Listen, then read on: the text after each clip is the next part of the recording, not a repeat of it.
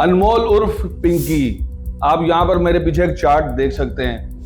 ये बातें तो हम गुज़श्ता 2 रोज़ के दौरान कई मरतबा बता चुके हैं कि 10 मुकदमात 696 के पहले दर्ज थे, उसके बाद 2 मुकदमात गार्डन थाने में दर्ज हुए, एक FIR 302 की बगदादी में हुई, एक FIR ANF क्लिफ्टन में हुई, एक FIR 2022 में लाहौर में हुई। लेकिन आप ये देखें कि 15 मुकदमात और 15 साल, इसके अंदर साल और मुकदमात तो सिमिलर हो सकते हैं, लेकिन इसकी गिरफ्तारी क्यों ना हो सकी। मुतज़ाद बातें, मुतज़ाद चीज़ें, जिसके अंदर जिस एंगल से भी हम इसको देखें तो ये पुलिस की सिर्फ गफलत ही नहीं बल्कि मिली भगत नज़र आती है।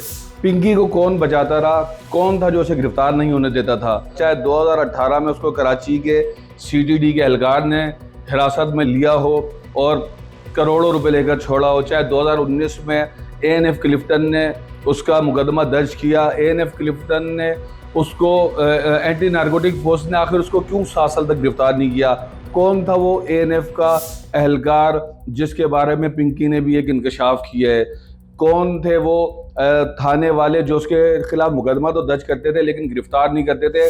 पिंकी के इस 10 से 15 साल के अगर आप एरा को देखें तो वो खुद को न सिर्फ एक बहुत बड़ी ड्रग की क्वीन समझती थी बल्कि वो खुद को डॉन कहलवाना पसंद करती थी।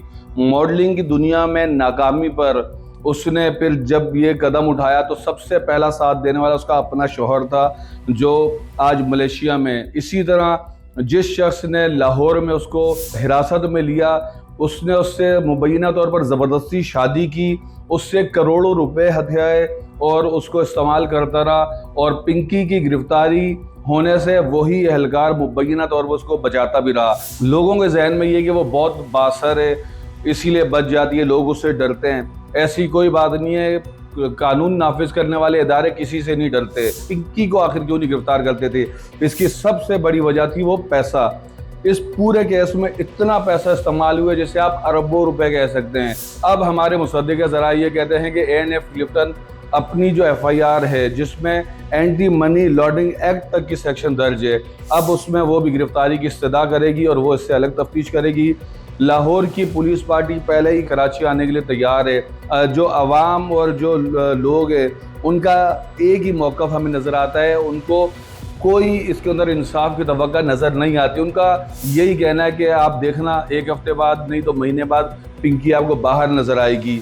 लोगों का ये नज़रिया तोड़ना है, ख़त्म करना है। उनको कानून नाफिज करने वाले इदारों का जो है यकीन दिलाना है कि वो अगर चाहें तो किसी को भी करार वाकई सज़ा दिलवा सकते हैं।